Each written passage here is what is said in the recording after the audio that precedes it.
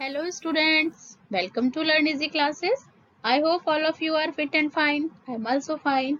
This is the fourth and last lecture of the fundamental unit of life, cell. If you have not watched the previous lecture, please check it out from the link that I have provided in the description box. So let's start today's lecture, which is about the cell organelles. आज हम cell organelles के बारे में जानेंगे. So let's start.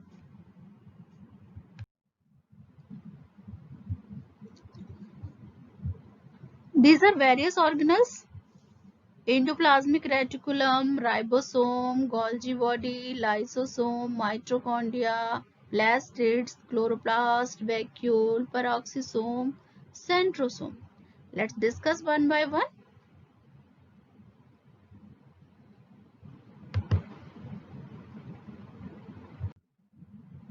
Endoplasmic reticulum. Already मैंने आपको बताया है कि इंडोप्लाज्मिक रेटिकुलम यूकैरियोटिक सेल में होती है, क्योंकि जितने भी सेल ऑर्गेनल्स होते हैं वो सभी यूकैरियोटिक सेल में होते हैं. बिकॉज प्रोकैरियोटिक सेल तो प्रिमिटिव सेल्स थी और उसमें सेल ऑर्गेनल्स एब्सेंट होते हैं. इंडोप्लाज्मिक रेटिकुलम दो तरह की होती है, एक तो स्मूथ और दूसरी rough endoplasmic reticulum. Endoplasmic reticulum a large network of membrane bounded tubes and sheets.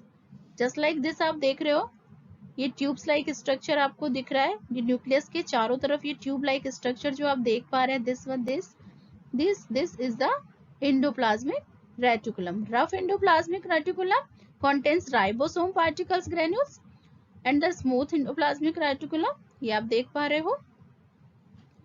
Endoplasmic reticulums occurs in three forms: cisternae, vessels and tubules. तीन फॉर्म में होती है, cisternae, vessels और tubules. यहाँ पर आप देख पाओगे सिस्टर्नी इस फॉर्म में अगर आप देख रहे हो तो दिस इज द सिस्टर्नी. यहाँ पर ऐसे आप देख रहे हो. वेसल्स के फॉर्म में भी होती है just like this, and tubules also. Tubules के फॉर्म में भी आप देख सकते हो इस तरीके से कि ट्यूब्यूल्स के फॉर्म में भी आपकी एंडोप्लाज्मिक रेटिकुलम होती है. सो तीन फॉर्म होते हैं, cisternae, vessels and tubules. Endoplasmic reticulum is of two type, all of you know, smooth endoplasmic reticulum and rough endoplasmic reticulum. So let's discuss the function of endoplasmic reticulum. Endoplasmic reticulum का हमें structure समझ आया, किस किस type से होती है ये भी समझ में आया. अब हम देखेंगे कि इसके फंक्शन क्या क्या होते हैं. So let's discuss the function of endoplasmic reticulum. The endoplasmic reticulum is responsible for the production of protein and lipid component of most of the cell organelles because presence of ribosome in rough endoplasmic reticulum. Especially जो rough endoplasmic reticulum होते हैं उसमें ribosomes present होता है जो कि protein और lipid के सिंथेसिस में हेल्प करता है. So that's why endoplasmic reticulum is responsible for the production of protein and lipid components. Rough endoplasmic reticulum synthesize protein while smooth endoplasmic reticulum secrete lipid. जो रफ एंडोप्लाज्मिक रेटिकुलम है वो protein synthesize करती है और जो smooth reticulum है endoplasmic reticulum वो lipids का सिक्रीशन करती है. It forms supporting skeletal framework of the cell. Cell के लिए जो फ्रेमवर्क का सपोर्टिंग स्केलेटल फ्रेमवर्क का काम करता है वो भी करता है आपका endoplasmic reticulum. And endoplasmic provides a pathway for the distribution of nuclear material from one cell to another. Endoplasmic reticulum जो न्यूक्लियर मटेरियल का डिस्ट्रीब्यूशन होता है एक सेल से दूसरे सेल, उसमें भी हेल्प करता है. यह एक तरीके से पाथवे होता है for the distribution of nuclear material from one cell to another cell. So understand why endoplasmic reticulum is important for any cell.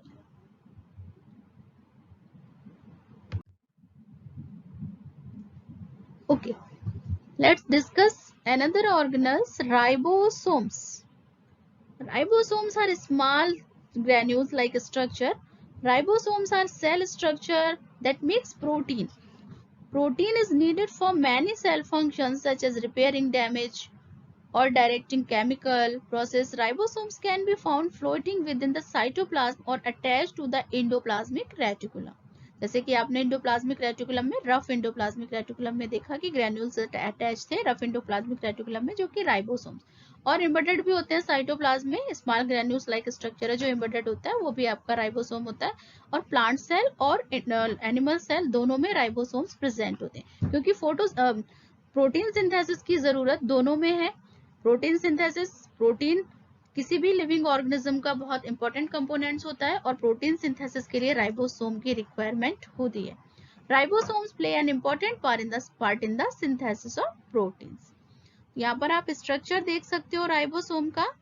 Small unit, ये नीचे वाली स्मॉल यूनिट आपको दिख रही है, और यहाँ पर ये लार्ज सब यूनिट होती है, दोनों अटैच होती है, और दोनों आपकी राइबोसोम का ये कंबाइन जो दिखता है वो आपको राइबोसोम, दो यूनिट होती है, स्मॉलर एंड लार्जर यूनिट। तो इस तरीके से आपके राइबोसोम्स के ग्रेन्यूल्स होते हैं, और बहुत इंपॉर्टेंट है क्योंकि प्रोटीन सिंथेसिस में जो सबसे इंपॉर्टेंट रोल होता है वो आपका राइबोसोम का ही होता है। Okay, so let's discuss the another organelles.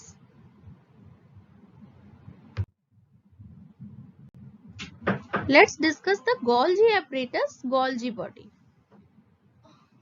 This is the structure of Golgi body. You can see here cisternae, these like this is cisternae, and the space between the cisternae you can see here.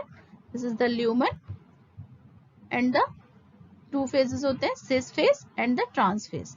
ये newly form vessels आप देख पा रहे हो यहाँ पर, और ये सिक्रेटरी वेसल्स यहाँ पर आपको दिख रही है, और ये सिस्टर्नी इनके बीच में ये दिख रहा है। The stack of flattened membranous vessels are called the Golgi apparatus. It basically stores, packs and modifies the product in vessels. It temporarily stores protein that move out of the cell through the vessels of the Golgi apparatus. जो भी cell में dispatching and packaging का काम होता है वो आपका Golgi apparatus का काम होता है। वेसल्स के थ्रू ये पैक एंड मॉडिफाई जो प्रोडक्ट्स को, it basically store, packs and modify the products in vessels. ये जो वेसल्स होती हैं स्पेशली पैकेजिंग और डिस्पैचिंग का काम करती हैं। आगे हम इसके और फंक्शंस डिस्क्राइब करेंगे।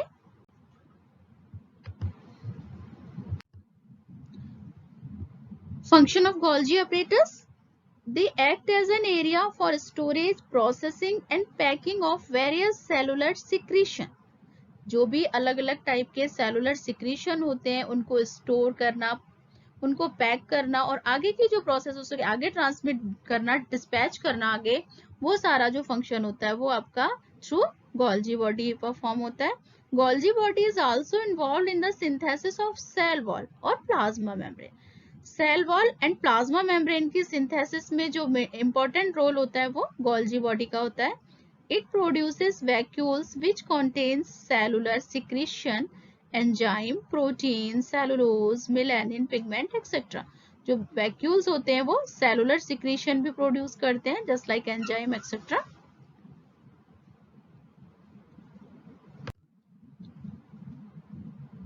So now let's discuss the lysosomes. Lysosomes are also called the suicidal bag.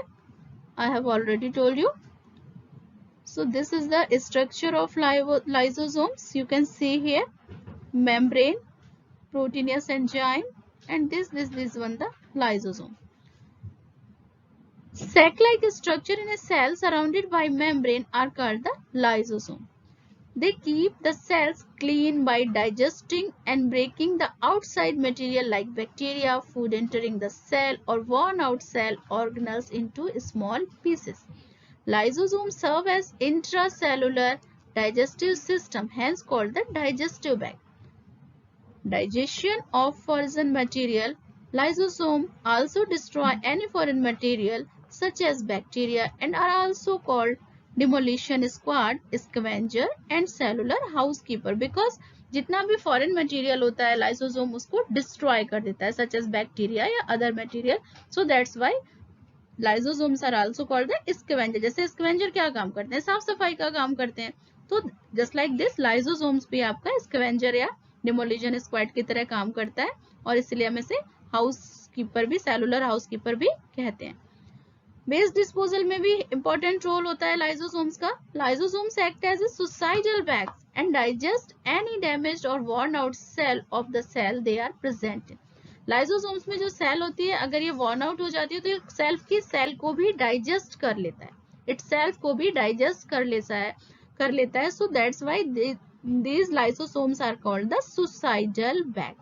तो डिफरेंट आपने नाम देखे. और हमें क्यों इन्हें कहते हैं लाइसोसोम्स को, हम डाइजेस्टिव बैग्स भी कहते हैं, क्योंकि इसमें इंट्रासेलुलर डाइजेस्टिव सिस्टम पूरा होता है और ये इसमें डाइजेस्टिव एंजाइम भी सीक्रेट होते हैं. So that's why lysosomes are also called the digestive bag. ये सेल की साफ सफाई का भी काम करते हैं, स्क्वेंजर का भी काम करते हैं. तो डिमोलिशन स्क्वाड भी कहते हैं, स्क्वेंजर भी कह सकते हैं, और सेलुलर हाउसकीपर. और ये खुद की सेल को भी डाइजेस्ट कर लेते हैं. अगर सेल डैमेज हो जाए या वर्न आउट हो जाए तो ये खुद की सेल को भी डाइजेस्ट करते हैं. तो that's why these are called the suicidal bag of the cell. तो कितना मजेदार है ये लाइसोसोम. सो आई होप आपको मजा भी आया होगा और आपको समझ भी आया होगा. So let's discuss the next organelles of cell. Mitochondria. Mitochondria, it's a very important cell organelles, and it is present both type of cell, plant and animal. Structure and occurrence. The mitochondria distributed in the cytoplasm. जैसे कि आपको पता है कि जो भी cell organelles होते हैं वो cytoplasm में embedded होते हैं. Each mitochondria is surrounded by double membrane. Cell organelles double membrane है, already you know. So each mitochondria is surrounded by double membrane. Outer membrane is porous. Inner membrane has folded and therefore have large surface area. These folds are called the cristae and contain small rounded bodies called F1 particle ribosomes. You can see here. This is the outer membrane. Look here. This one is the outer membrane. Double membrane structure है चूंकि mitochondria, तो दो membrane होगी, outer और inner. तो outer membrane आप देख सकते हो, और inner membrane ये finger like आपको यहाँ पर प्रोजेक्शन दिख रहे हैं, fold. Inner membrane fold just like this, finger की तरीके से आपको ये स्ट्रक्चर दिख रहा है. These are called the cristae. This one you can see here, cristae. Finger like जो fold आपको यहाँ पर दिख रहे हैं, inner membrane जो ये fold हुई है, just like this, these are the cristae. And the cristae contain small rounded bodies called F1 particle और oxysome. यहाँ पर जो आप देख पा रहे हो ये oxysome, ये जो small particles आपको दिख रहे हैं, these are called the oxysome. और DNA material यहाँ पर ये बीच में scattered, ये जो आपको दिख रहे हैं thread like structure, these are the DNA. और small granules भी आप देख पा रहे हो, these are the ribosomes. और intracellular fluid, इसके अंदर जो ये भरा होता है ये intracellular, ये आपको ये fluid. So I hope all of you understand the structure of mitochondria. Structure of mitochondria. So let's discuss the function of mitochondria, जो कि बहुत important है. Function of mitochondria. Let's discuss. They are sites of cellular respiration. Cellular respiration की जो process होती है वो mitochondria में ही complete होती है. They use oxygen to oxide carbohydrates and fats present in the cell to carbon dioxide and water. Oxidation release energy, a portion of which is used to form ATP. Since mitochondria synthesize energy-rich compound ATP, it is called powerhouse of the cell. So mitochondria को हम powerhouse of the cell क्यों कहते हैं? Powerhouse का क्या काम होता है कि सारी एनर्जी को स्टोर कर लेना, और उसके बाद जैसे जैसे सेल को रिक्वायरमेंट होती है वो एनर्जी रिलीज होती जाती है.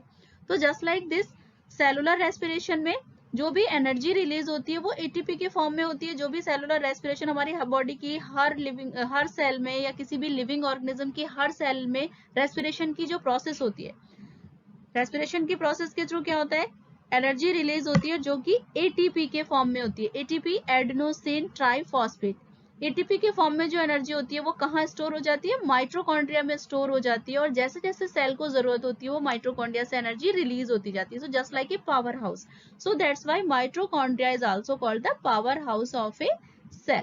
तो हम क्यों माइटोकॉन्ड्रिया को सेल का पावर हाउस कहते हैं, समझ आ गया आपको.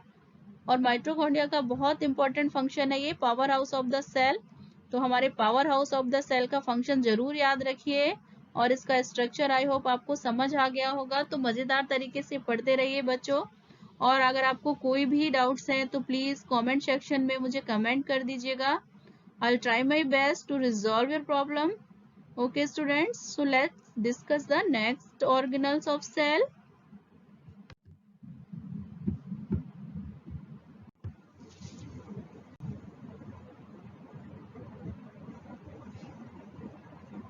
So students, now we'll discuss the structure and function of plastids. Plastids किस टाइप के सेल में होते हैं, प्लांट सेल में या एनिमल सेल में? कुछ याद आ रहा है? मैंने आपको जब डिफरेंसेस बताया था, अभी स्ट्रक्चर बता रही थी मैं प्लांट सेल और एनिमल सेल का, तब मैंने आपको प्लास्टिड से रिलेटेड बताया था कि प्लास्टिड्स किस में प्रेजेंट होते हैं. Plastids are only and only present in plant cell because, क्योंकि प्लास्टिड्स में क्लोरोफिल होता है और क्लोरोफिल का फंक्शन क्या होता है, फोटोसिंथेसिस. फोटोसिंथेसिस बहुत इंपॉर्टेंट होती है प्लांट्स के लिए. और एनिमल सेल में तो फोटोसिंथेसिस नहीं होती बिकॉज एनिमल तो हम अपना खाना खुद नहीं बनाते. तो प्लास्टिड्स एनिमल सेल में एब्सेंट होते हैं और प्लांट सेल में प्लास्टिड्स प्रेजेंट होते हैं. तो अब हम इनके स्ट्रक्चर और इसके फंक्शन के बारे में जानेंगे. Plastids are double membrane organelles which are found in the cell of plant and algae. Algae it's a type of plants, green color होता है, plastids होते हैं. Plastids are responsible for manufacturing and storing food. It's a very important. These often contain pigments that are used in photosynthesis and different types of pigment that can change the color of the cell. Plastids आपके 3 तरह के होते हैं, 3 types के होते हैं, chromoplast, chloroplast and leucoplast. Chromoplast coloured plastid है accept green को छोड़कर, क्योंकि ग्रीन कलर जो प्लास्टिड होता है वो आपका क्लोरोप्लास्ट होता है. तो क्रोमोप्लास्ट भी कलर्ड प्लास्टिड है बट इसमें ग्रीन कलर हम इंक्लूड नहीं करेंगे. क्लोरोप्लास्ट ग्रीन कलर प्लास्टिड होते हैं जिसमें कि क्लोरोफिल होता है और क्लोरोफिल जो होता है वो फोटोसिंथेसिस में बहुत इंपॉर्टेंट रोल प्ले करता है. और विदाउट क्लोरोफिल फोटोसिंथेसिस की जो प्रोसेस है वो पूरी नहीं हो सकती, यानी कि प्लांट अपना भोजन नहीं बनाएंगे अगर कि क्लोरोप्लास्ट नहीं होगा. The third one is the leucoplast. Leucoplast colourless plastids है.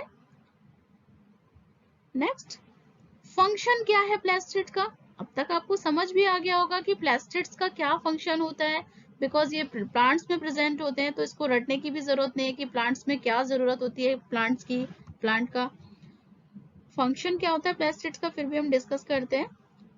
Chloroplast trap solar energy and utilize it to manufacture food for the plant. It means chloroplast help in photosynthesis process.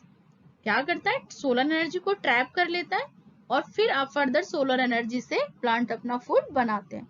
Chromoplast impact various colours to flower to attract insect for pollination. Different different के types के flowers में आपको different different के colours देखते हैं, जो सुंदर सुंदर आप कलर्स देखते हो. कलर्स फ्लावर्स में क्यों जरूरी है, क्योंकि पॉलिनेशन के लिए इंसेक्ट्स को अट्रैक्ट करना होता है. फ्लावर्स की तरफ इंसेक्ट्स तभी अट्रैक्ट होंगे जब वो कलरफुल या अट्रैक्टिव दिखेंगे. और इंसेक्ट को अट्रैक्ट करना क्यों जरूरी है, क्योंकि पॉलिनेशन, पॉलिनेशन जो आगे प्रोसेस आप पढ़ चुके होंगे प्रीवियस क्लासेस में, पॉलिनेशन जो पॉलन ग्रेन्स होते हैं उनको ट्रांसफर करना एक प्लांट से दूसरे प्लांट में, वो पॉलिनेशन होता है. थर्ड, ल्यूकोप्लास्ट क्या होता है? ल्यूकोप्लास्ट जो कि कलरलेस हमारे प्लास्टिड्स थे. Leucoplast store food in the form of carbohydrate, fats and protein. इन तीनों फॉर्म में, कार्बोहाइड्रेट, फैट्स एंड प्रोटीन के फॉर्म में ल्यूकोप्लास्ट में फूड स्टोर होता है. So understand why plastids are important for plants, and all of you know that in animal cell plastids are absent. तो अब नहीं भूलोगे आई होप कि plastids कहाँ प्रेजेंट होते हैं और plastids का फंक्शन क्या होता है. तो अब हम नेक्स्ट ऑर्गेनल्स के बारे में डिस्कस करेंगे.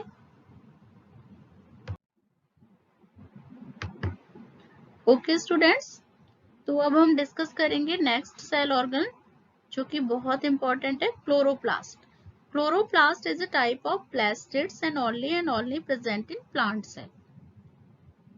Chloroplasts are a type of membrane-bound plastids that contain a network of membrane embedded into a liquid matrix and harbor the photosynthesis pigment called the chlorophyll. This one is very important because chlorophyll help in the photosynthesis process and also absorb or trap the solar energy for the manufacture of food within a plant. तो यहाँ पर अगर आप structure देखना चाहोगे, ये देखिएगा, outer membrane दिख रही है, I'll show this outer membrane और इनर मेम्ब्रेन, क्योंकि बिकॉज जो भी सेल ऑर्गेनल्स होते हैं वो सभी सेल ऑर्गेनल्स डबल मेम्ब्रेन होते हैं, membrane bounded double membrane layer structure होता है। यहाँ पर स्ट्रोमा और लैमेली लाइक, आपको यहाँ पर ये जो स्ट्रक्चर दिख रहा है, this is the stroma granum. ये आपको ये सिक्कों के जैसे, जैसे सिक्कों की कॉइन्स की गड्डी लगी होती है, कॉइन्स की गड्डी देखिए ना, 1-2 रुपए के सिक्के आप लगा के रख दीजिए तो जस्ट लाइक ऐसा स्ट्रक्चर आपको कुछ दिखता है। तो ये कॉइन लाइक स्ट्रक्चर जो दिख रहा है, this is called the grana. And जब fluid filled inside the chloroplast is called the stroma. जो फ्लूइड होता है क्लोरोप्लास्ट के अंदर, इस इनर मेम्ब्रेन के अंदर, this is called the stroma. And small granules, this is called the ribosome. Ribosome के फंक्शंस हम ऑलरेडी डिस्कस कर चुके हैं। These are the starch granules, lipid droplets also, because this one is the lipid droplets, क्योंकि lipid का formation भी आपका यहाँ पर क्लोरोप्लास्ट में होता है। तो chloroplast play an important role in the photosynthesis process because due to presence of chlorophyll inside it. Chlorophyll बहुत इंपॉर्टेंट है, विदाउट क्लोरोफिल प्लांट में फोटोसिंथेसिस की प्रोसेस नहीं होगी, और एनिमल में तो फोटोसिंथेसिस की जरूरत नहीं होती, इसलिए एनिमल सेल में क्लोरोप्लास्ट भी नहीं होगा। So understand why chloroplast is so important for any plant cell. I hope आपको समझ आया होगा, और अगर समझ नहीं आया, कोई डाउट रह गया है तो प्लीज मुझे कमेंट सेक्शन में कमेंट करिए। मैं कोशिश करूंगी कि आपकी प्रॉब्लम्स को सॉल्व कर सकूं। तो अब हम नेक्स्ट ऑर्गेनल्स के बारे में डिस्कस करेंगे।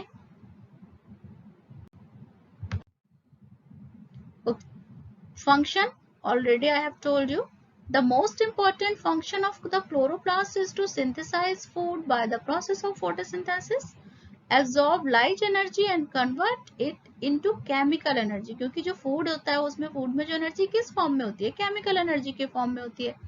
तो सनलाइट की एनर्जी को क्लोरोप्लास्ट केमिकल एनर्जी में कन्वर्ट कर देता है। Chloroplast has a structure called the chlorophyll which functions by trapping the solar energy and used for the synthesis of food in all green plants.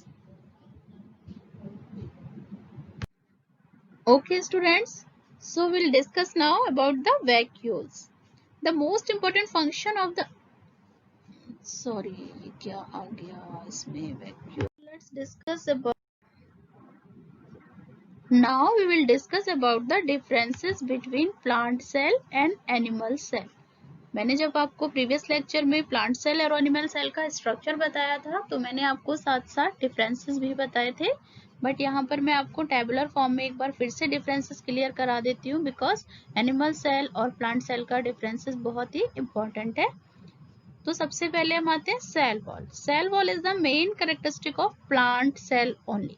Plant cell में cell wall बहुत important होती है, और cell की जो outer covering होती है, वो आउटर जो कवरिंग कह सकते हो या आउटर आप क्या कहते हैं मेम्ब्रेन कह सकते हो, वो आपकी सेल वॉल होती है in a plant cell.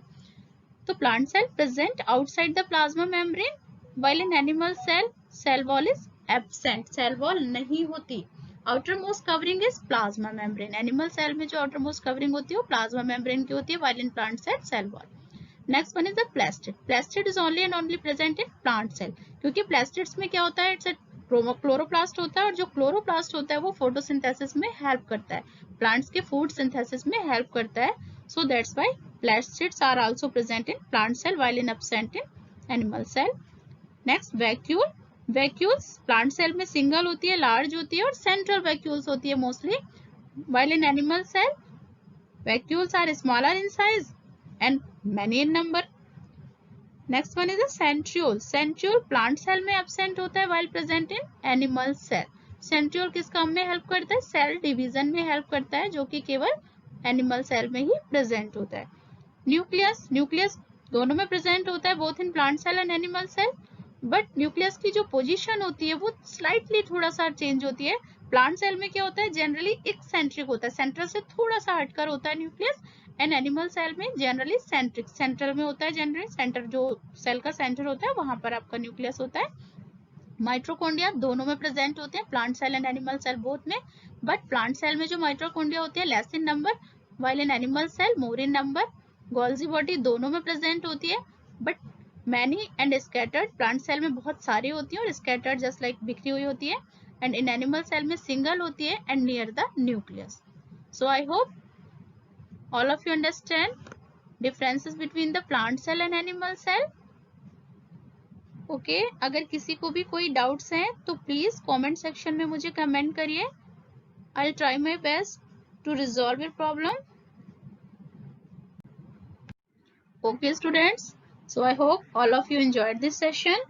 We will meet in the next lecture. If you have not attended the previous lecture, I have given the link in the description box. You can check it out from there. Okay, bye bye students.